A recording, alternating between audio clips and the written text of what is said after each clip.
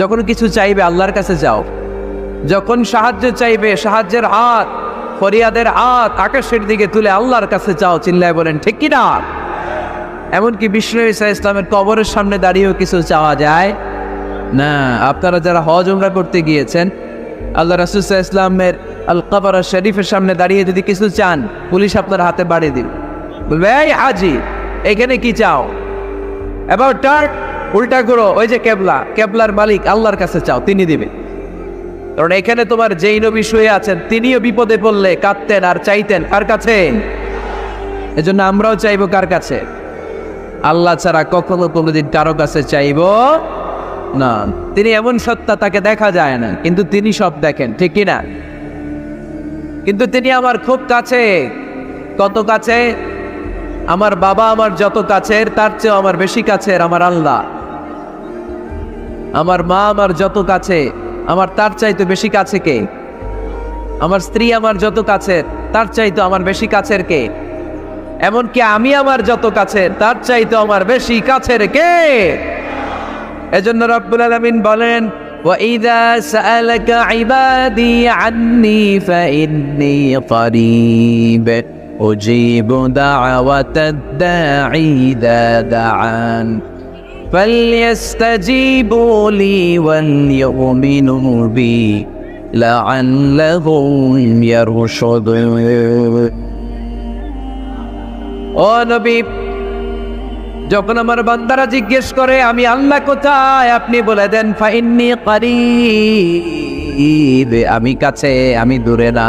তোমরা যদি আমারে ডাকো আমি ডাকে সাড়া দিয়ে দেই। সুবহানাল্লাহ পড়েন। ডাকলেই যিনি সাড়া দেন তিনি কে? আল্লাহ বললেন তিনি কাছে। আরেক আয়াতে বললেন আমি সবচেয়ে কাছে। আল্লাহু আকবার। وَنَحْنُ أَقْرَبُ إِلَيْهِ مِنْ حَبْلِ الْوَرِيدِ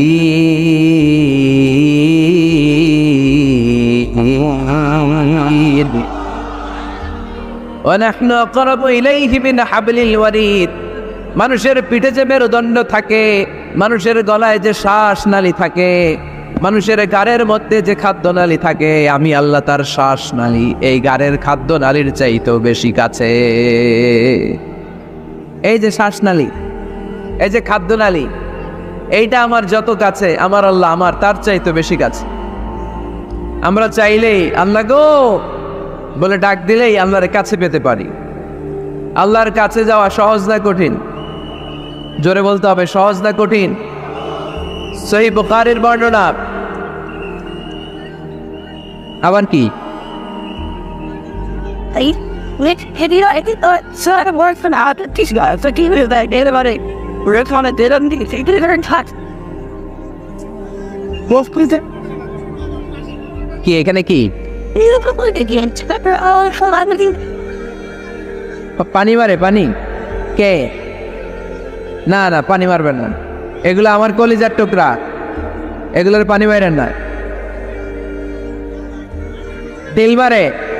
না না, ডিল বেরো না, ডিল বেরেন না। দেখতে পায় না, তিনি পিছনে নিব করে ডিল মারে। এরকম করলে আমি উঠে চলে যাব। একটু বসতে পারে।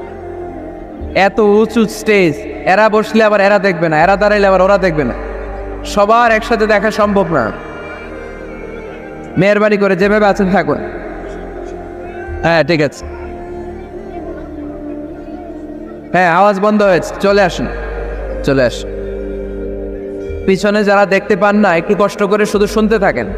আসছেন কথা শোনার জন্য, দেখতেই হবে এটা নেসেসারি না। It's not necessary to see me directly face to face, no. Just শুনেন, কান দুটা খাড়া করে শুনেন, কথাগুলো মনে রাখেন, নিয়ে যাওয়ার চেষ্টা করেন। That's enough. আওয়াজ হবে না, আওয়াজ যারা করবে তাদেরকে আমি অপছন্দ করি। আওয়াজ হবে। আল্লাহ বলেন ফাইন যাকারানি ফি নাফসি যাকারতুহু ফি নাফসি। আমার কোনো বান্দা যদি আমাকে একা একা স্মরণ করে, আমি আমার ওই বান্দারে একা একা স্মরণ করি। ওয়া ইন যাকারানি ফি মালাইন যাকারতুহু ফি মালাইন খাইরিম মিনহু।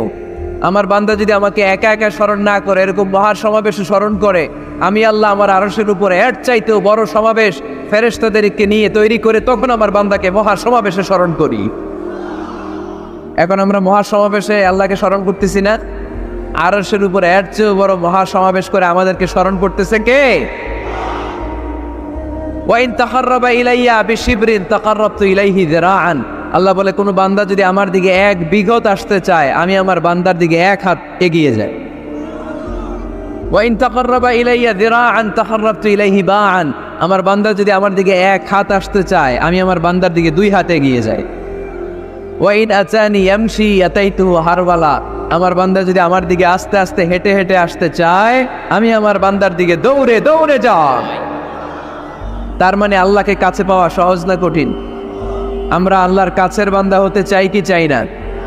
সবাই চান, তা আওয়াজ এত ছোট কেন? আমরা আল্লাহর কাছের বান্দা, পেয়ারা বান্দা, নৈকট্যপ্রাপ্ত বান্দা হতে চাই কি চাই না? চাই। আজকের এই চমৎকার রজনীতে আমরা জেনে যাব কিভাবে আল্লাহর কাছের বান্দা হওয়া যায় কোরআন এবং সুন্নাহর আলোকে। কোরআনকে যদি আমরা জিজ্ঞেস করি, কোরআন কিভাবে আল্লাহর নৈকট্যপ্রাপ্ত বান্দা হওয়া যায়, কোরআন বলে সিজদায় লুটিয়ে পড়ো, আল্লাহর নৈকট্যপ্রাপ্ত বান্দা হয়ে যায়। সুবহানাল্লাহ পড়বেন না? সিজদায় নত হও, অশ্রু ছাড়ো, প্রভুর শরণে হৃদয় গাড়ো। সিজদায় নত হও, অশ্রু ছাড়ো, প্রভুর শরণে হৃদয় গাড়ো। প্রাণ ঢেলে সব ব্যথা বলো প্রভুকে, বলো প্রভুকে। রাত কি কেটে যাবে ঘুমে অলসে, রাত কি কেটে যাবে ঘুমে অলসে। তুমি কি জানবে না তোমার নিজেকে, প্রভুকে। রাত কি কেটে যাবে ঘুমে অলসে। আলহামদুলিল্লাহ পড়েন। কোরআন আমাদেরকে বলল সিজদায় লুটিয়ে পড়ো, আল্লাহর কাছে চলে যাও। সোজা প্রশ্ন, সোজা উত্তর। কোরআনকে জিজ্ঞেস করলাম কেমন করে আল্লাহর কাছে যাওয়া যায়, কোরআন বলল একেবারে সোজা, সিজদায় লুটিয়ে পড়ো, আল্লাহ তোমার কাছে টেনে নিবে। ওয়াসজুদ ওয়াক্তারিব, সূরাতুল আলাকের শেষ আয়াতের শেষাংশে আল্লাহ আমাদেরকে শিখিয়ে দিলেন কেমন করে আল্লাহর কাছে যাওয়া যায়। আল্লাহ বললেন ওয়াসজুদ ওয়াক্তারিব।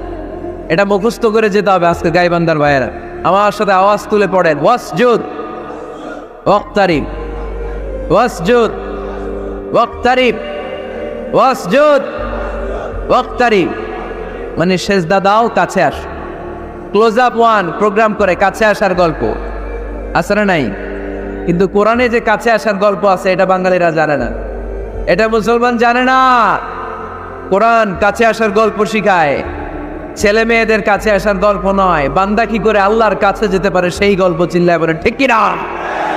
ওয়াসজুদ, সিজদায় লুটিয়ে পড়ো, কাছে আসো, কাছে আসো।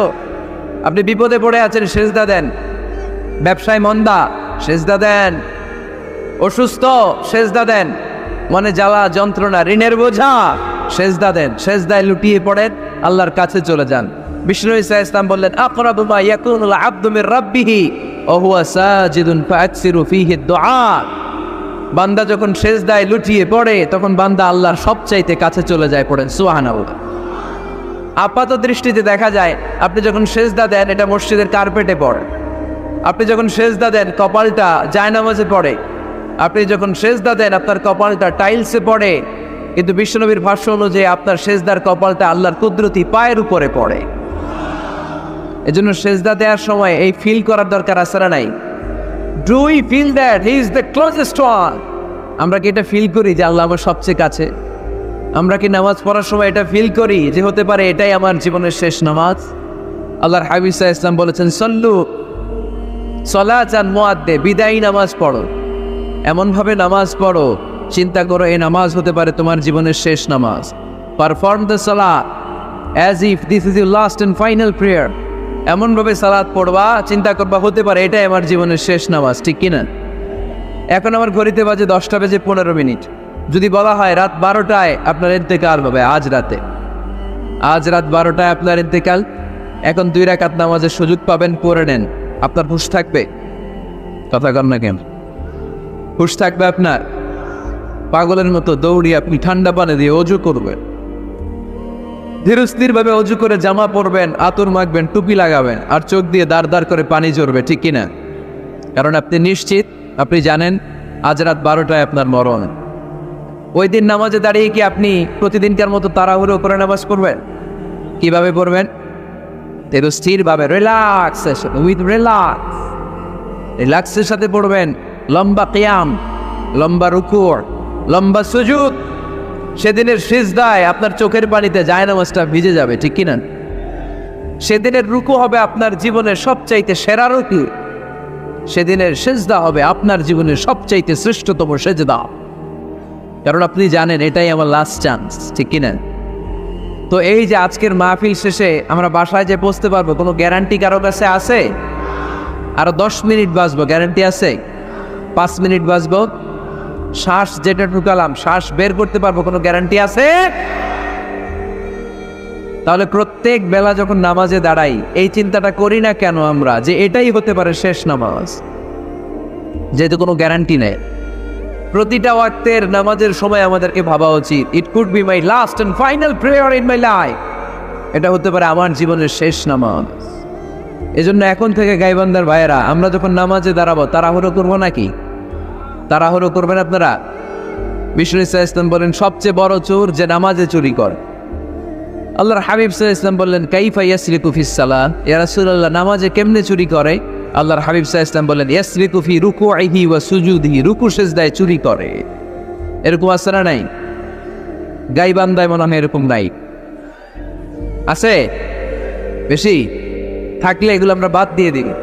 এই মাহফিলগুলো হচ্ছে পরিবর্তনের জন্য, পরিবর্তনের জন্য। আমরা শুধু we just show you the right path, but the decision is yours. সিদ্ধান্ত আপনার, আমরা পথ দেখাই দিব, এটা জান্নাতের পথ।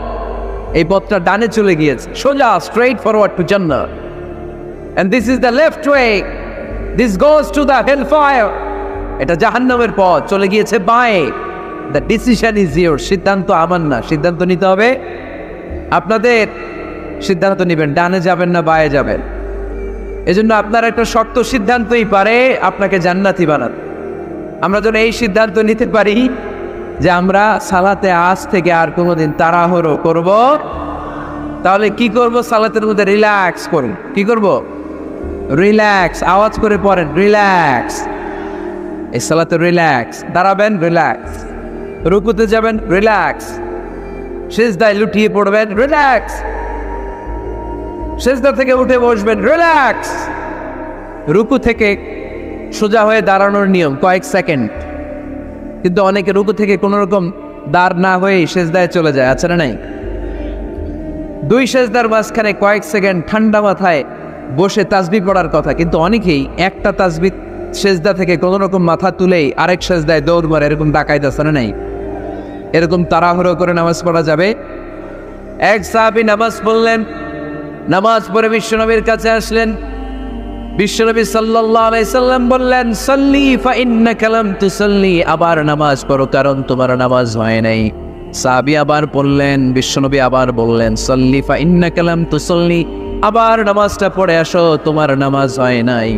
সাহাবী আবার পড়ে আসলেন, বিশ্বনবী আবার বললেন সাল্লি ফা ইন্নাকা লাম তুসাল্লি, আবার নামাজ পড়ে আসো নামাজ হয় নাই। এবার সাহাবী কেঁদে দিলেন, বললেন ইয়া রাসূলুল্লাহ এর চেয়ে ভালো নামাজ আমি পড়তে পারি, আমারে শিখিয়ে দেন। বিশ্বনবী বললেন তাহলে আসো শিখিয়ে দেই। যখন দাঁড়াবা রিল্যাক্সের সাথে দাঁড়াবা, যখন রুকুতে যাবা রিল্যাক্সের সাথে রুকুতে যাবা, যখন রুকু থেকে সোজা হয়ে দাঁড়াবা রিল্যাক্সের সাথে দাঁড়াবা। হাত্তা তাতমাইন্না রাকিআন হাত্তা তাতমাইন্না সাজিদান, যেখানেই যাবা শুধু রিল্যাক্স করবা। কি করবা? রিল্যাক্স। গাইবান্ধার ভাইরা তাড়াহুড়ো যেন না করি, খবরদার। তাড়াহুড়ো করা যাবে না, অস্থির হওয়া যাবে না, এদিক ওদিক তাকানো যাবে না। অনেকে নামাজও পড়ে ডান দিকে বা দিকে তাকায়, আছে না নাই? নামাজও পড়ে দাঁড়িয়েও চুনকায়, আছে না নাই? নামাজও পড়ে মোবাইলও বের করে, আছে না নাই? নামাজ পড়ে বিপিএল এর খেলার টেনশনও করে, এরকম আছে না নাই? না, এগুলো করা যাবে। আপনি নামাজে অন্যদিকে তাকালে আল্লাহ ডেকে বলে আকবিল, ফিরে আয়। আবার তাকালে আকবিল, ফিরে আয়। আবার তাকালে আকবিল, ফিরে আয়। আবার অন্যদিকে সালাতে তাকালে আল্লাহ বলে লা হাজাতা লি ইলা সালাতিক, তোর এই নামাজের কোনো দরকার আমি আল্লাহর নাই। নাউজুবিল্লাহ পড়বেন না? তাহলে যে আল্লাহর জন্য সালাত পড়তে গেলেন, ওই আল্লাহ যদি বলে তোর নামাজের দরকার নাই, তাহলে কার জন্য সালাত আদায় করতে গেলেন? একটু চিন্তা করেন। আজ থেকে আমরা এই শপথ নেই যে কখনো কোনোদিন নামাজের মধ্যে আমরা আর তাড়াহুড়ো করব। বিশ্বনবী সাল্লাল্লাহু আলাইহি সাল্লাম নামাজে দাঁড়ালে লম্বা কিয়াম করতেন, লম্বা রুকু করতেন। আম্মা জান আয়েশা রাদিয়াল্লাহু তাআলা আনহা বলেন, বিশ্বনবী যখন নামাজে দাঁড়াতেন, বিশ্বনবীর পা গুলো ফুলে ফুলে টিউমারের মতো এত মোটা হয়ে যেত, মোটা হয়ে যেত, টিউমার হয়ে যেত পায়ের মধ্যে। আম্মা জান আয়েশা বলেন, এত লম্বা সময় বিশ্বনবী দাঁড়িয়ে থাকতেন, আমি মনে করতাম বিশ্বনবী মনে হয় রুকু করতে ভুলে গিয়েছে। আবার রুকুতে যে এত লম্বা রুকু করতেন, আমরা মনে করতাম রুকু থেকে দাঁড়াতে ভুলে গিয়েছে। আবার বিশ্বনবী প্রথম সেজদায় যে এত লম্বা সময় সেজদা করতেন, আমরা মনে করতাম দ্বিতীয় সেজদা করতে বিশ্বনবী ভুলে গিয়েছে। এজন্য বিশ্বনবীর মতো আমাদের সালাতগুলো হওয়ার দরকার আছে না নেই? সালাতে কায়েম করো, সালাতে কায়েম করো, হবে সম্মানী তুমি, হবে জান্নাতি তুমি, হবে সম্মানী তুমি, হবে জান্নাতি তুমি। দিবে কাল হাসরে শীতল ছায়া আর সে আজিম, রব্বিয়াল আলা, রব্বিয়াল আযীম, রব্বিয়াল আলা, রব্বিয়াল আযীম। সুবহানাল্লাহ পড়ে। লম্বা লম্বা সিজদা দিতেন বিশ্বনবী মুহাম্মদ সাল্লাল্লাহু, লম্বা লম্বা সিজদা দিতেন বিশ্বনবীর স্ত্রীরা, লম্বা লম্বা সিজদা দিতেন বিশ্বনবীর সাহাবারা। বিশ্বনবীর সাহাবাদের বর্ণনা যখন রব্বুল আলামিন কোরআনে দিতে চেয়েছেন, আল্লাহ বলেছেন তারাহুম রুকআন সুজদা। নবী হে, আপনি দেখবেন আপনার সাহাবারা সময় পেলেই লম্বা রুকু পড়ে, সময় পেলেই লম্বা সিজদা করে। সুবহানাল্লাহ পড়েন।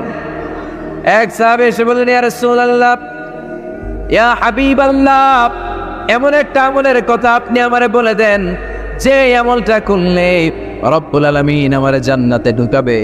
বিশ্বনবী বললেন, আলাইকা বিকাসরাতিস সুজুদ, তোমার উচিত বেশি বেশি লম্বা সিজদায় পড়ে থাকা। লম্বা সিজদায় যারা পড়ে থাকে তাদেরকে জান্নাতে ঢুকানোর গ্যারান্টি দিয়েছে কে? চিল্লায় বলতে হবে কে? সিজদাকে আল্লাহ তাআলা এত পছন্দ করেন। আলোচনা শেষ করে দেই তাহলে, না? হ্যাঁ, হাত তোলেন, হাত তোলেন, মোনাজাত করে দেই। আল্লাহুম্মা আমিন। হাত তোলেন, হাত তোলেন। তাহলে আওয়াজ করেন কেন? আওয়াজ কেন? না, বসতে পারবে না, ওরা পড়বে না। বসে যাও, বসে যাও। কেউ বসবে, কেউ উঠবে, এগুলো করা যাবে না। যে যেরকম আছে ওরকম বসেন, বসেন। আওয়াজ শুনতে চাই না, আওয়াজ শুনতে চাই না। বিশৃঙ্খলা খুব অপছন্দ করি, আওয়াজ হবে না। সেজদাকে আল্লাহ তাআলা এত পছন্দ করেন, কিয়ামতের দিন আল্লাহ আমাদেরকে আদেশ করবেন, আমাকে একটা সেজদা দিয়ে দেখাও। সেদিন দেখাইতে পারবেন তো আল্লাহরে? হ্যাঁ, পারবেন, পারবেন। ইয়াউমা ইউকশাফু আন সাকিন ওয়া ইউদআউনা ইলাস সুজুদি ফালা ইস্তাতিউন। কিয়ামতের ময়দানে আল্লাহ আমাদেরকে ডেকে বলবেন, আমি আল্লাহর সামনে তোমরা সবাই আমাকে সেজদা দিয়ে দেখাও। আমরা যারা দুনিয়ায় সেজদা দিয়েছি আল্লাহু আকবার বলে সেজদায় লুটিয়ে পড়ব, কিন্তু যারা দুনিয়ার বুকে আল্লাহর সেজদা দেয় নাই তাদের পিঠটারে লোহার মতো সেদিন শক্ত করে দিবে কে? শত চেষ্টা করেও সেদিন তারা তাদের পিঠকে বাঁকা করতে পারবে না। মুহূর্তের মধ্যে তাদেরকে সাকার দোজখে নিক্ষেপ করবে কে?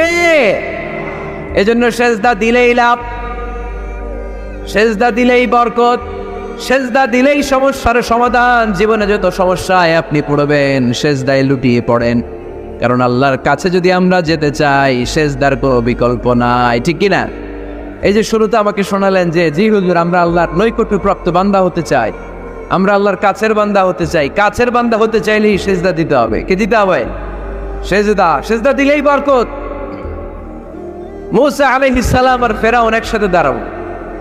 ফেরাউনের জাদুকররা বিশাল বড় বড় সাপ, বড় বড় অজগর, বড় বড় বাঘ আর ভাল্লুক, জাদুকররা বড় বড় জাদু দিয়ে বাঘ আর ভাল্লুক বানাল।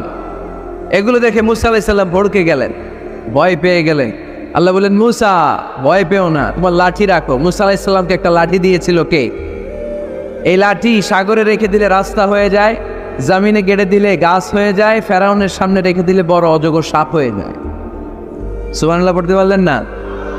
মুসা আলাইহিস সালাম রেখে দিলেন বিশাল বড় অজগর সাপ হয়ে ফেরাউনের জাদুকরদের বাঘ, ভাল্লুক, সাপ আর অজগর সবগুলোকে খেয়ে বিশাল বড় ফনা ধরে আছে, আর বলতে শুরু করেছে আর কি আছে সামনে নিয়ে আয়। দেখে ফেরাউনের জাদুকরেরা ভয় পেয়ে গেল।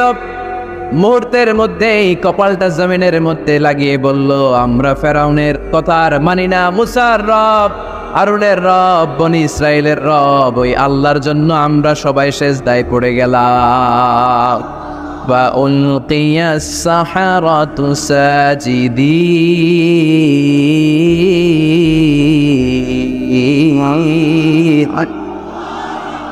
মুহূর্তে এরা সেজদায় পড়ে গেল। সেজদা দেওয়ার সাথে সাথে এদেরকে হেদায়েত দিল কে? এই দুনিয়াতে কেউ কাউরে হেদায়েত দিতে পারে না, হেদায়েত করার মালিক একজন, তিনি কে? কোন নবী কাউরে হেদায়েত দিতে পারে? কোন ওলি, কোন শহীদ, কোন সালেহ, কোন বুজুর্গ? হেদায়েত দেওয়ার মালিক একজন, চিল্লায় বলতে হবে তিনি কে? ইন্নাকা লা তাহদি মান আহবাবতা ওয়ালাকিন্নাল্লাহা ইয়াহদি মান ইয়াশা। নবী হে, আপনি চাইলেই কাউকে হেদায়েত দিতে পারবেন না। হেদায়েত দেওয়ার মালিক কে? এই পৃথিবীতে অনেক বাবা ছিল নবী, ছেলের হেদায়েত হয় নাই, আছে না? আছে না? অনেক ছেলে ছিল নবী, বাবার হেদায়েত হয় নাই, আছে না? অনেক স্বামী ছিল নবী, স্ত্রীর হেদায়েত হয় নাই, আছে না? নেই? তার মানে কেউ কাউরে হেদায়েত দিতে পারেন। হেদায়েত দেওয়ার মালিক একজন, চিল্লায় বলতে হবে তিনি কে?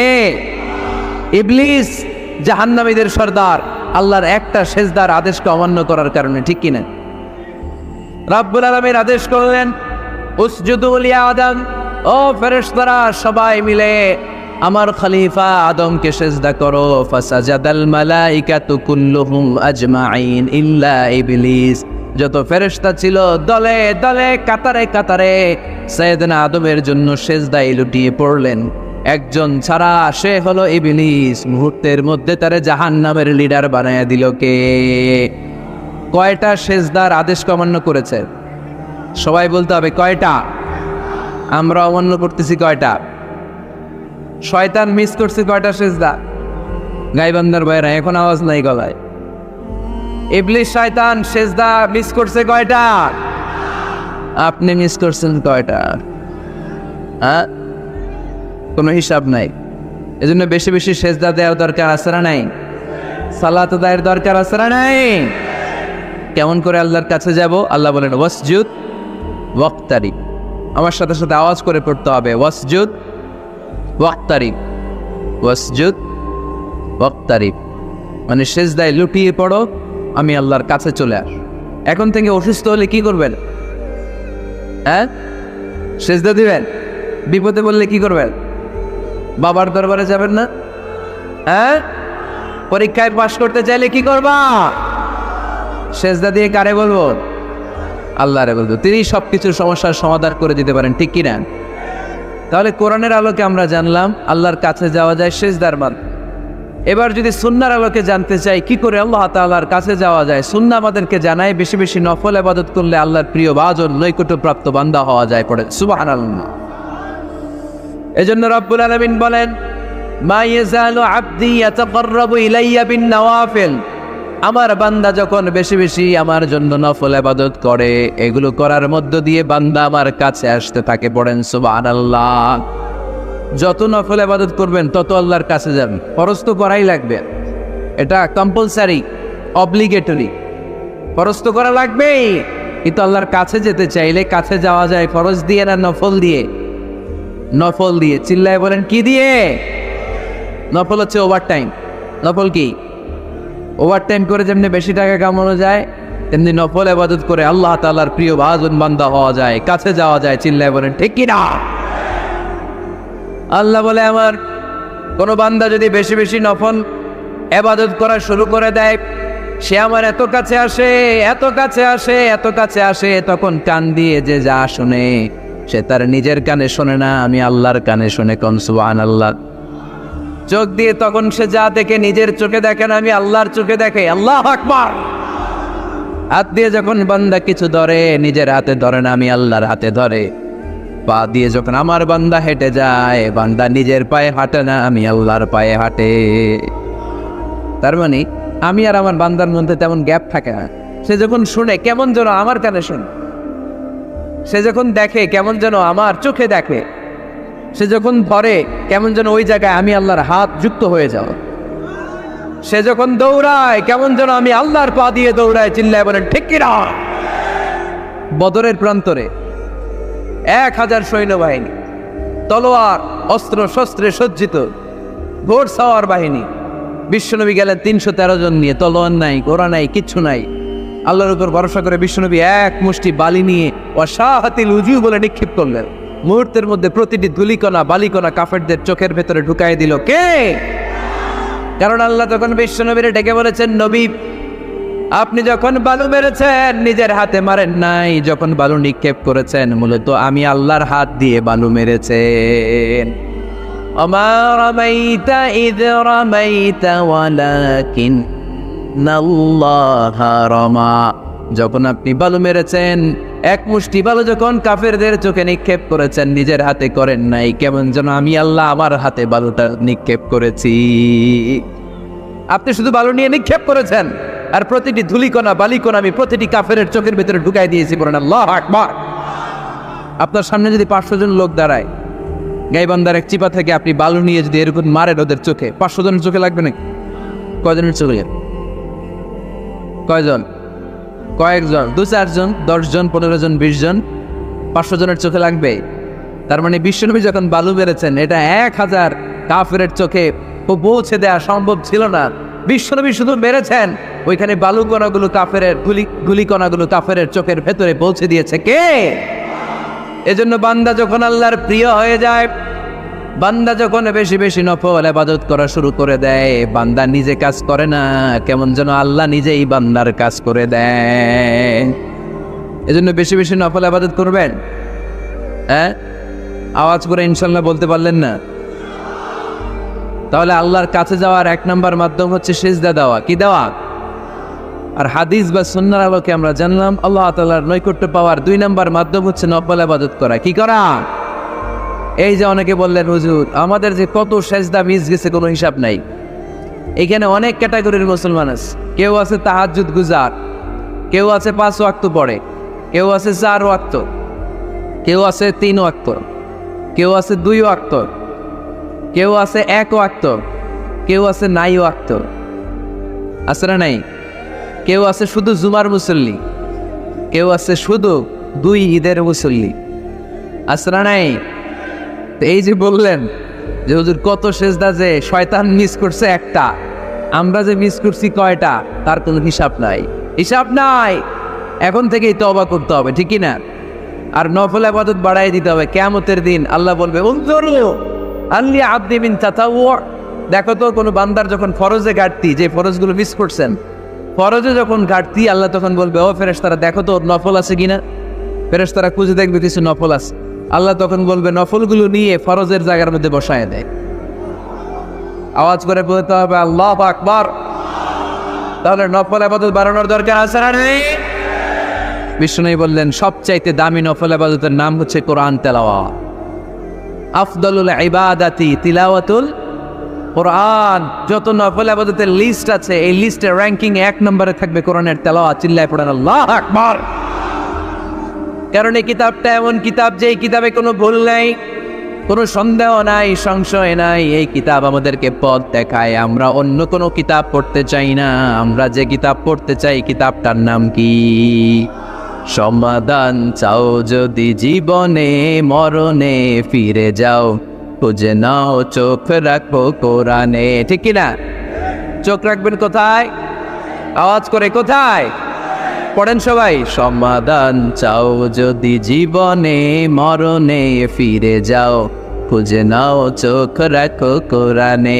If you want the solution this dunya and akhirah, go back, have a look to the holy Quran. সুবহানাল্লাহ পড়েন। কোরআনে চোখ রাখেন, সব আছে এখানে, সব ইতিহাস, embryology, cosmology, sociology, biology, botany, মানব প্রয়োজনীয় যা দরকার, সাগরের অতুল গহ্বরের কথা, মহাকাশের কথা, নৃবিজ্ঞান, প্রাগৈতিহাসিক বর্ণনা, সব কিছু দিয়ে কোরআনটাকে সমৃদ্ধ করে দিয়েছে কে? এজন্য প্রতিদিন আমরা কোরআন পড়ি। ফজরের পরেই কোরআন তেলাওয়াতের দরকার আছে না নেই? কারণ এটা নফল ইবাদতের মধ্যে নাম্বার 1। নফল ইবাদতের লিস্টের মধ্যে কোরআন তেলাওয়াতটা নাম্বার কত? আওয়াজ করে কত? তাহলে এখন থেকে আমাদের স্লোগান হোক, ফজরের সালাতের পরে আমরা কোরআন তেলাওয়াত করব। ইনশাআল্লাহ নাই? রাজি আছেন তো সবাই? ফজরের পরপরই যেন গাইবান্ধার প্রতিটি গ্রাম থেকে, প্রতিটি ঘর থেকে কোরআনের সুমধুর বাণী ভেসে আসে, ঠিক কিনা? আমাদের ছেলেমেয়েরা কোরআন শিখুক, কোরআন জানুক, কোরআন শিখে মানুষ হোক, আমরা চাই না? কারণ কোরআন শিখলেই মানুষ হওয়া যায়। কোরআন এসেছে মানুষের মতো মানুষ বানাতে। গরুর পেট থেকে বেরোলে এটা গরু, ছাগলের পেট থেকে বেরোলেই ওটা ছাগল হয়ে যায়, কিন্তু মানুষের পেট থেকে বেরোলেই ওটা মানুষ হয় না, ওটা মানুষ বানাইতে হয়। আর মানুষ বানাইতে হইলে যে কিতাবটা লাগে, ওই কিতাবটার নাম কোরআন। পড়তে জানেন তো সবাই? রিডিং দেখে পড়তে জানেন? একটা অক্ষর পড়লে 10টা নেকি দেয় কে? এক আয়াত পড়লে জান্নাতে তার ফ্ল্যাট এক এক তলা লম্বা করে দেয় কে? পৃথিবীর আর কোনো কিতাবের ব্যাপারে এই ঘোষণা আছে? রবীন্দ্রসঙ্গীত তেলাওয়াত করলে এক অক্ষরে কত সওয়াব? সওয়াব নাকি মাইত? নজরুল সঙ্গীত তেলাওয়াত করলে এক শব্দে কত সওয়াব? বাইবেল পড়লে, গীতা পাঠ করলে, রামায়ণ, শ্রীমৎ ভাগবত গীতা, কোনো সওয়াব আছে? কিন্তু কোরআনের একটা অক্ষর পড়লে আমল নামায় 10 নেকি দিবে কে? যারা কোরআন পড়তে জানি না, কোরআন যেন শিখে নেই। এইখানে মাদ্রাসা আছে, এক ভাই সিনেমা কিনে, সিনেমা হল কিনে এটার মাদ্রাসা বানাই ফেলছে। চমৎকার না আইডিয়াটা? পৃথিবীতে আইডিয়ার বড় দাম। Just try to generate new ideas, you will win the world. গোটা বিশ্ব আপনি জয় করবেন যদি মাথায় আইডিয়া থাকে, ঠিক কিনা? কি সুন্দর আইডিয়া ভাইয়ের। আগে ছিল কি সিনেমা, এখন হয়েছে মাদ্রাসা। এখন কি পারা যাবে না এরকম? ছেলেমেয়েদেরকে মাদ্রাসাগুলোতে দিল। মসজিদে সান্ধ্যকালীন কোরআন শিক্ষার আসর করবেন। ইমাম আছেন কারা কারা দেখি? আইম্মাতুল মাসাজিদ, বিভিন্ন মসজিদের ইমাম। ও অনেক ইমাম আসছে তো, মাশাআল্লাহ, মাশা, হাত নামান। আমি অনুরোধ করব, ছোটবেলায় আমরা মক্তবে যেতাম কোরআন পড়ার জন্য। এই মক্তবের সিস্টেম আশা করি চালু আছে আপনাদের মসজিদে, আছে না? আচ্ছা, এটা ছোটদের জন্য। মুরব্বীদের জন্য একটা সিস্টেম করার দরকার আছে না নাই? বয়স্কদের জন্য কোরআন শিক্ষার আসল। ইমাম সাহেবরা যারা হাত তুলছেন, করা যাবে? হ্যাঁ, ইনশাআল্লাহ বলেন। বিকেলে বা সন্ধ্যায় বয়স্কদের কোরআন শিক্ষার আসর। আর বয়স্করা যারা পারেন না, একটু যাওয়া যাবে পড়ার জন্য? এগুলো হইতেছে ওয়াজ। আপনাদের খোঁজ খবর নেন, কি করলেন, কার কি অবস্থা, কেমনি একটু ইমপ্রুভ করা যায়, কেমনি জান্নাতের রাস্তাটা একটু ক্লিন করা যায়, এক ধাপ এগিয়ে যাওয়া যায়, এগুলোই ওয়াজ, ঠিক কি না? তাহলে যারা আমরা কোরআন জানি না, আজকের এই গাইবান্ধার বিশাল জনসমুদ্রের এই প্রোগ্রাম তখনই সফল হবে যখন এই নিয়ত করে আমরা ফিরতে পারবো যে কোরআন শিখে মরতে চাই। রাজি আছি সবাই? রাজি আছি সবাই? তাহলে নফল ইবাদতের 1 নম্বর লিস্ট হচ্ছে কোরআন তেলাওয়াত। এই কোরআন তেলাওয়াত করে আমরা আল্লাহর কাছে যেতে। লিস্ট নাম্বার 2, তাহাজ্জুদের সালাত। কিসের সালাত? পড়েননি মাঝে মাঝে নাকি ফজরই পড়তে পারেন? হ্যাঁ, রব্বুল আলামিন বলেন, ওমিনাল লাইলি ফাতাহাজ্জাদ বিহি নাফিলাতান লাকা আসা আন ইয়াবআসাকা মাকামান মাহমুদা। রাত্রিবেলায় যে ব্যক্তি তাহাজ্জুদের সালাত আদায় করবে তার মর্যাদা বাড়িয়ে দেয় কে? এই যে এপ্রিল মাসে রমাদান আসতেছে না, রমজানে সাহারি খাওয়ার সময় আপনারা তাহাজ্জুদ করে নেবেন, ফজরে রাখতে পারা যাবে না? ওই টাইমে আল্লাহর রহমত, বরকত খুব বেশি আল্লাহ নাজিল করেন। আল্লাহ প্রথম আকাশে তখন নেমে আসে, সুবহানাল্লাহ পড়েন, আর ডাকতে থাকে, এই কার কি লাগবে চাও, কার কি লাগবে। উনি ডাকে দেওয়ার জন্য, আমাদের চাওয়ার সময় নাই, আমাদের চাওয়ার সময় নাই। কার কি লাগবে ওই সাহারির সময় তাহাজ্জুদ পড়ে আল্লাহর কাছে চান, আপনার মনোবাসনা সব পূর্ণ করে দিতে পারে কে? কোরআনে ঘুমের কয়েকটা আরবি আছে। ঝিমুনি ভাব যে আসে এটাকে আরবিতে বলে নআস। অনেক সময় গাড়িতে বসে থাকলে এরকম ঝিমুনি আসে না, এটার আরবিতে কি বলে? নআস। আর হালকা সামান্য ঘুম, যেই ঘুমে মানুষ ঘুমায় আবার আশেপাশে কে যেন কথা বলে শোনাও যায়, এরকম একটা পাতলা ঘুম আছে না নাই? এটাকে ইংরেজিতে বলে পাওয়ার ন্যাপ, এইটারে বলে সিনা। এটারে কি বলে? আর সিম্পল ঘুম আমরা যেটা রাতে ঘুম দেই এটার বলে নাওম। এটার কি বলে? এই সিনা আর নাওম কোরআনের এক আয়াতে আছে না নাই?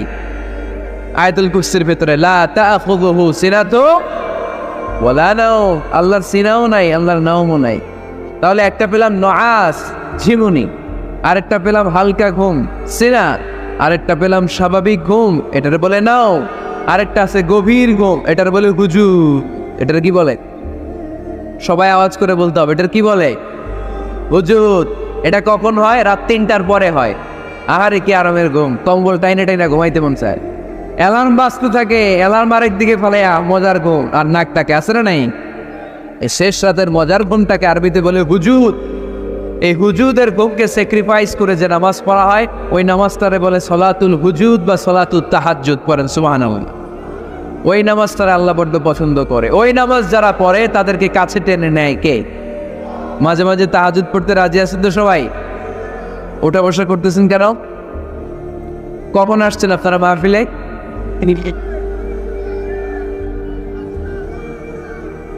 সকাল 10টায়। এত আগে কেন? জায়গা পাওয়া যায় না। এই সব মাহফিলে অবস্থা। পীরগঞ্জে জিজ্ঞেস করলাম কখন আসছেন, কয় গত রাত্রে। তাই বললাম ঘটনা কি? গত রাত্রে কেন? কয় জায়গা পাওয়া যাবে না। আরেক দল বলতেছে ফজর থেকে। তো ফজর থেকে একদিন বসে থাকতে পারে? আলোচনা শেষ করে দেই, কষ্ট হয়ে যাচ্ছে আমাদের।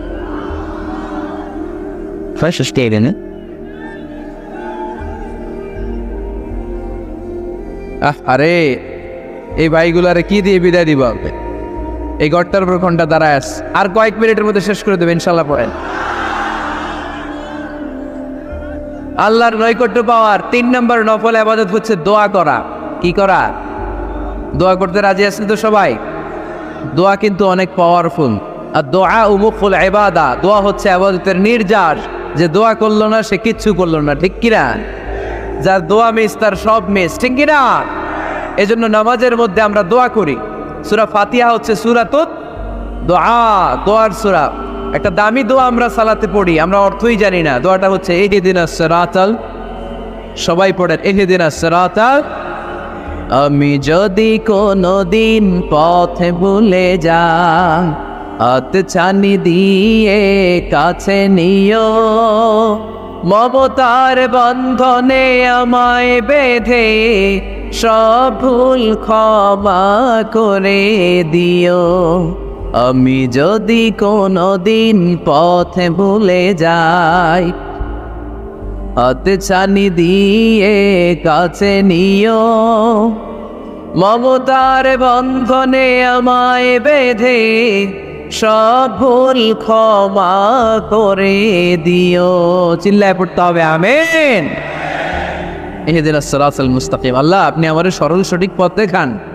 আল্লাহ আপনি আমার সোজা পথ দেখান, কোনো বাঁকা পথে আমাকে নিয়েন না। বিশ্বনবী খেজুরের ডাল ভেঙে মরুভূমিতে একটা ডাক দিলেন সোজা, বললেন এটা সিরাতুল মুস্তাকিমের পথ। আর ডানে বায়ে ছোট ছোট আর অনেকগুলো দাগ টানলেন। বিশ্বনবী বললেন এগুলো শয়তানের পথ, ডান দিকে শয়তান হাত ছানি দিবে, মাহফিলে যাইস না, বিপিএল এর খেলায় আয়। শয়তান এভাবে হাত ছানি দিবে, মাহফিলে যাবি না, হিন্দি সিরিয়াল দেখতে আয়। শয়তান ডানে বায়ে ডাকবে, মাহফিলে যাবি না, ওই যে কনসার্ট হয় কনসার্ট দেখতে আয়। কোরআনের মাহফিলে যাবি না, ক্যাসিনো খেলার ব্যবসা করতে আয়। ডানে বায়ে ছোট্ট ছোট্ট ডাক দিবে, কোরআনের আন্দোলনে যাবি না, বামপন্থীদের সাথে আন্দোলনে আয়। এরকম সিরাতুল মুস্তাকিমের ডানে বায়ে রাম আর বামপন্থীদের ডাক আছে না নেই? কোনোটা কি মুসলমান যায়? ডানে বায়ে কোথাও মুসলমান মুভ করে না, মুসলমান চলে সোজা রাস্তায়। এ রাস্তার নাম হচ্ছে সিরাতুল মুস্তাকিম। চিল্লায় বলতে হবে রাস্তার নাম কি? প্রতিদিন এই রাস্তাটা আমরা আল্লাহর কাছে চাই। আমরা বলি ইহদিনাস সিরাতাল মুস্তাকিম। আল্লাহ সরল সঠিক সোজা রাস্তাটা আপনি আমাদেরকে দেখান, চিল্লায় পড়ে না আমিন। এজন্য দোয়ার মতো দোয়া করতে জানলে ইটস লাইক এ মিসাইল, এটা হচ্ছে একটা মিসাইলের মতো, এটা মিসাইলের মতো।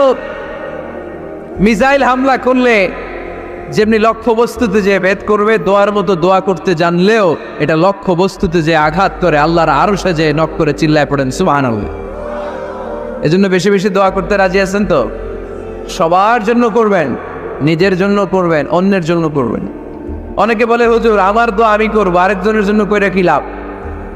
এরকম কথা অনেকের আসরা নাই। লাভ আছে। অন্যের জন্য দোয়া করলে ওই দোয়াটা আগে আপনার নিজের জন্য কবুল করে কে?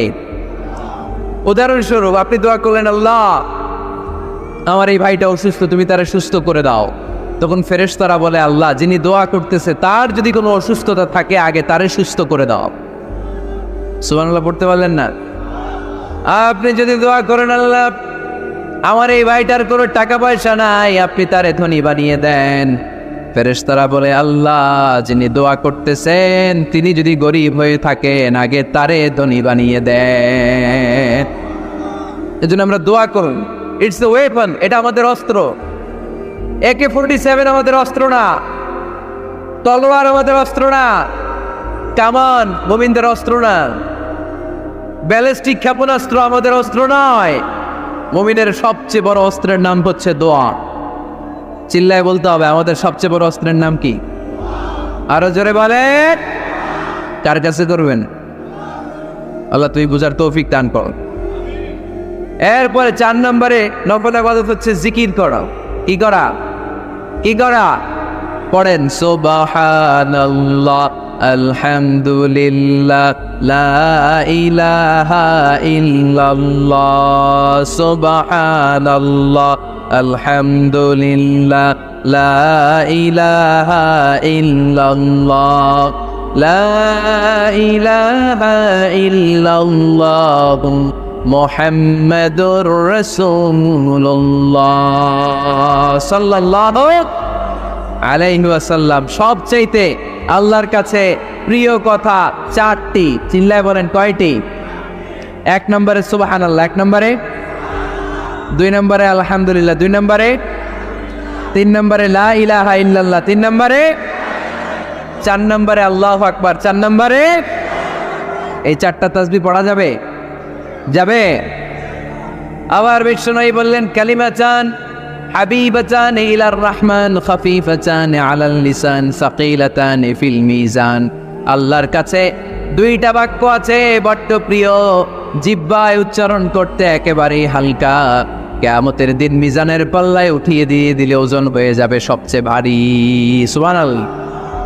দেখেন আমার নবীর কথার ওজন কত। 2টা বাক্য জিহ্বায় উচ্চারণে পাতলা বা হালকা, আল্লাহর কাছে বড্ড প্রিয়, কিন্তু মিজানের পাল্লায় রেখে দিলে ওজন ভারী হয়ে যাবে। এই 2টা বাক্যের একটা হচ্ছে সুবহানাল্লাহি ওয়া বিহামদিহি, সুবহানাল্লাহিল আযীম। আমার সাথে সাথে আওয়াজ তুলে পড়েন, সুবহানাল্লাহি ওয়া বিহামদিহি, সুবহানাল্লাহিল আযীম।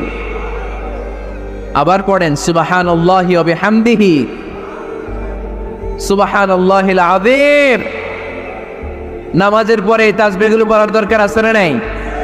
33 বার সুবহানাল্লাহ, 33 বার আলহামদুলিল্লাহ, 34 বার আল্লাহু আকবার। পড়েন তো। এই ডান হাতের গিড়ায় পড়বেন, পারবেন? আব্দুল্লাহ ইবনে আমর ইবনে আল-আস বলেছেন, রাআইতু রাসূলুল্লাহি সাল্লাল্লাহু আলাইহি ওয়াসাল্লাম ইয়াকিদু আত-তাসবিহা বিয়ামিনিহি। আমি দেখেছি আল্লাহ রাসূল সাল্লাল্লাহু আলাইহি ওয়াসাল্লামকে ডান হাতের গিড়ায় তাসবিহ পড়তে কোন সুবহানাল্লাহ। আর জিকির করবেন ভদ্রভাবে। উযকুর রাব্বাকা ফি নাফসিকা তাদাররুআ ওয়া খীফাতা ওয়া দুনাল জাহরি মিনাল কওল। জিকির করার পদ্ধতি নাম্বার 1, মনে মনে, নীরবে নিঃশব্দে। আওয়াজ করে লাফালাফি করে জিকির করা যাবে না। কেউ যদি লাফালাফি করে জিকির করে বুঝাবেন, ভাই নিজেকে সংবরণ করো। লাফালাফি করে জিকির বিশ্বনবী করে নাই, চিল্লায় বলেন ঠিক কিনা? লাফালাফি করে জিকির সাহাবারা করে নাই, চিল্লায় বলেন ঠিক কিনা? ধীরে সুস্থে সাহাবারা, আল্লাহ রাসূল সাল্লাল্লাহু আলাইহি ওয়াসাল্লাম যেভাবে আমাদেরকে জিকির শিক্ষা দিয়েছেন আমরা ওইভাবে করব, ঠিক কিনা বলেন? নফল ইবাদতের 5 নম্বর হচ্ছে দান করা। কি করা? কি করা? যাকাত দেয়া। দেন তো আপনারা? যাকাত আদায় করেন তো? দে জাকাত তোরা দে রে জাকাত, তোর দিল খুলবে পরে আগে খুলু খাত। দে জাকাত তোরা দে রে জাকাত। পড়েন আমিন। গোপন দান আল্লাহর কাছে প্রিয়, দেখিয়ে দিলেও কবুল হয়, কিন্তু গোপনে দান করলে এটা 100% কবুল করে নেবে কে? লুকিয়ে দান করবেন, কেউ যেন আপনার নাম না জানে। রাত 12টার দিকে মসজিদের দান বক্সে 500 টাকা রেখে আসবেন, ওইটার দাম বেশি। আর বিশাল জনতার মঞ্চে 1 কোটি টাকা দিলে ওইটার সমান হবে না। আওয়াজ করে বলেন ঠিক কিনা? কারণ এখানে দান করলে অমুক ভাই দিয়েছে 2 কোটি টাকা, বলেন মারহাবা। এই মারহাবার মধ্যে এখলাস থাকতেও পারে, নাও থাকতে পারে, কিন্তু লুকিয়ে যে 5 টাকা দান করলেন, ওইটারে কিয়ামতের দিন আল্লাহ সওয়াব বাড়াতে বাড়াতে উহুদ পাহাড়ের সমান করে বড় করে আপনার আমলনামায় ঢুকায় দিবে। আল্লাকা সিররুন ইনদাল্লাহ বাইনাকা আনতা ওয়া বাইনাল্লাহ, আল্লাকা সাদাকাতুন তাখফা লা ইয়ালামুহা ইল্লাল্লাহ, আল্লাকা সিররুন ইনদাল্লাহ বাইনাকা আনতা ওয়া বাইনাল্লাহ, আল্লাকা সাদাকাতুন তাখফা লা ইয়ালামুহা ইল্লাল্লাহ। সুবহানাল্লাহ পড়েন। দেখেন কত সুন্দর নাশিদ। তোমার আর আল্লাহর মাঝে এরকম গোপন ডিলিংস আছে নাকি, যেটা তুমি আর আল্লাহ ছাড়া কেউ জানে না? আল্লাহর সাথে গোপন ডিলিংস করবে। তুমি গোপনে কোনো দান করেছো নাকি, যেটা আল্লাহর চোখ ছাড়া পৃথিবীর কোনো চোখ দেখেনি? এরকম গোপন কিছু দান আমাদের জীবনে থাকার দরকার আছে না নেই? 6 নম্বর নফল ইবাদত হচ্ছে মানুষকে খাওয়ানো। মানুষকে কি করবেন? কি করবেন? নাকি খালি খাইবেন? খাইবেন কে কে দেখি? কেউ খাবেন না তো যারা খাওয়াবে এদের খাওয়াগুলা খাবে কে? খাইবেন কে কে? এই কয়েকজন। আচ্ছা, এবার খাওয়াবেন কে কে দেখি? মাশাআল্লাহ মাশাআল্লাহ, আল্লাহ তুমি কবুল করো। কিয়ামতের দিন আল্লাহ বলবে, এ বান্দা ইসতাতআমতুকা ফালাম তুতঈমুনি। আল্লাহ বলবে, এই বনি আদম, আমার ক্ষুধা লাগছিল, আমি খাবার চাইছিলাম, তুই আমার খাবার দেশ নাই। বান্দা বলবে, আল্লাহ আপনি খাইতে চাইছিলেন, আরে আপনি খাইতে চাইলে তো হোটেল শেরাটন থেকে বস্তা বস্তা খাবার বক্স করে নিয়ে আসতাম। কই, কোনোদিন তো চান নাই। আল্লাহ ডেকে বলবে, গোলাম, ওই যে না খেয়ে থাকা ভিক্ষুকটা তোর দরজায় গিয়েছিল, তোর দুয়ারে গিয়েছিল, তোর কাছে হাত পেতেছিল, খাবার চেয়েছিল, আমার না খেয়ে থাকা বান্দাটারে ওই দিন যদি তুই খাওয়ায় দিতি, ওই বান্দারে খাওয়ালে আমি আল্লাহরে খাওয়ানো হয়ে যেত। আমার গরিব দুঃখী বান্দারে খাওয়াইলে আমি আল্লাহরে খাওয়ানো হয়ে যেত। এজন্য আল্লাহর হাবিব সাল্লাল্লাহু আলাইহি ওয়াসাল্লাম মদিনাতে যেই সর্বপ্রথম ঘোষণা দিলেন, আতিউত তাআম, খাবার খাওয়াও, মদিনার খাদ্য সংকট দূর করে দাও। এজন্য খাবার খাওয়ানোর মধ্য দিয়ে আমরা আল্লাহর নৈকট্য প্রাপ্ত হতে পারি। মানুষকে খাওয়াতে মন চায় তো আপনাদের? হ্যাঁ, খাওয়ানোর অভ্যেস আছে নাকি? মেহমান আসলে রেগে যান? অনেকে মেহমান আসলে নাকশ হয়, খালি মেহমান এসে খালি মেহমান। ও মিয়া, মেহমান আপনার রিজিকে ভাগ বসাতে আসে না, সে আল্লাহর পক্ষ থেকে রিজিক নিয়ে আপনার